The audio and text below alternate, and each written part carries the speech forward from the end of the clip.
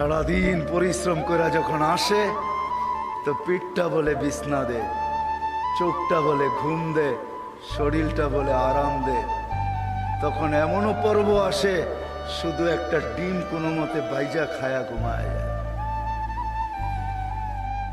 এমনও দিন আসে পুরান তরকারি ফ্রিজ থেকে বাইর করে কোনো মতে একটু খায়া ঘুমায় যায়। সকালে আবার রিল্যাক্স হইতে হবে, 1 তারিখ আসলেই বাড়িতে পয়সা পাঠাইতে হবে।